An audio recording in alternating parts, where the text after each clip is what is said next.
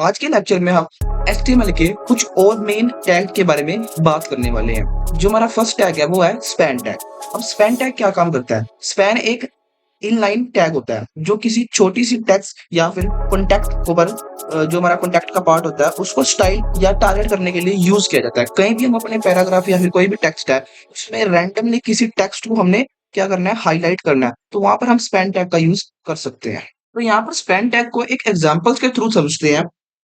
Boiler plate लगा ली और इसका टाइटल अभी के लिए रख देते हैं हम स्पैन टैग।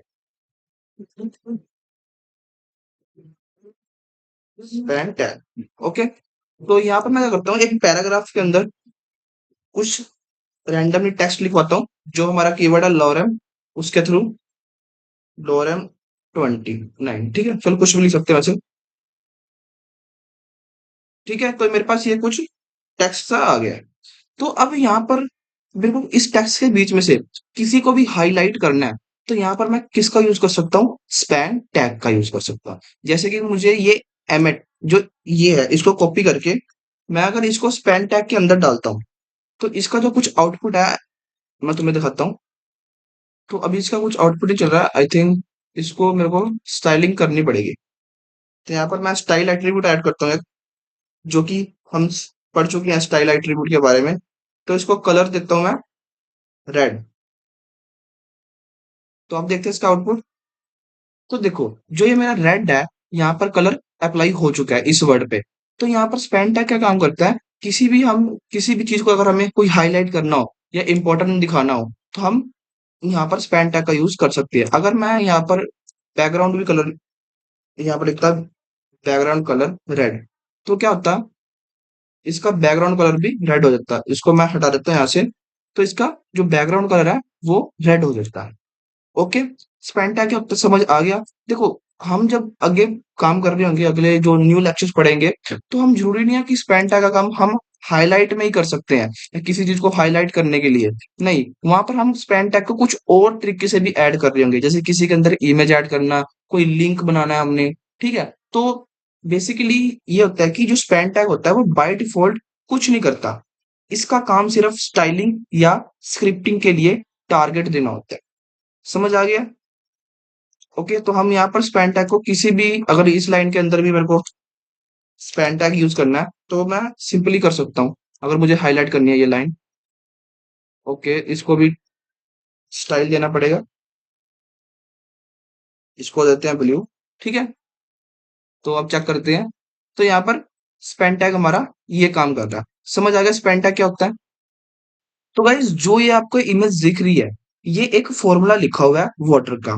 तो जैसे ये टेक्स्ट लिखा हुआ है H2O, तो इसको हम HTML में भी लिख सकते हैं same as it is.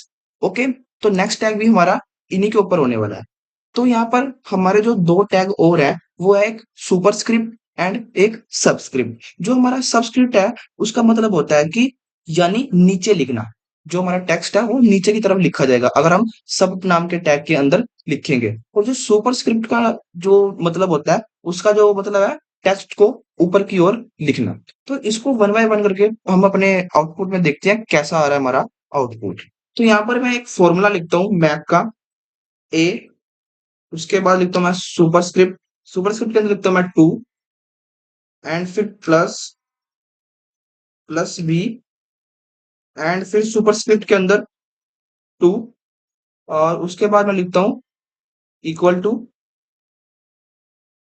And C superscript and 2। तो अब जो इसका कुछ आउटपुट है वो देखते हैं हमारे पास क्या आया है। तो यहाँ पर मेरे पास एक मैथ का फॉर्मूला लिख के आ गया है, ए का स्क्वायर प्लस बी का स्क्वायर इज इक्वल टू सी का स्क्वायर। तो यहाँ पर हमने किसका यूज करा? ये 2 ऊपर कैसे गया? सुपरस्क्रिप्ट की वजह से। जो हमने यहाँ पर सुपरस्क्रिप्ट टैग लगाया था ना, उसकी वजह से ये 2 है जो ऊपर चला गया। ओके, तो यहाँ पर एक रैंडमली कुछ भी फॉर्मूला लिखते हैं फॉर किसके लिए? अपने सबस्क्रिप्ट को समझने के लिए।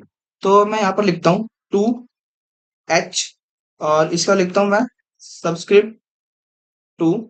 सबस्क्रिप्ट के अंदर मैंने 2 रखा है, और उसके बाद प्लस और एंड फिर हमारा सबस्क्रिप्ट, और उसके बाद 2 एंड फिर यहाँ पर कुछ ऐसे से, और 2H कैपिटल एंड इसके बाद हमारा सबस्क्रिप्ट टैग आएगा और इसके अंदर टू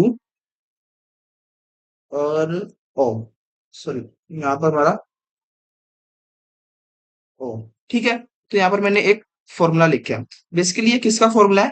केमिकल रिएक्शन का एक फॉर्मूला है जो मैंने यहाँ पर लिखा है। तो इसका आउटपुट चेक करते हैं।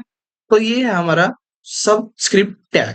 जहां सबस्क्रिप्ट में टैग में क्या हुआ, जो हमारा टू है वो नीचे की तरफ आ गया है, और जो सुपरस्क्रिप्ट की में क्या हो रहा था, जो हमारा टू है वो ऊपर की तरफ जा रहा था।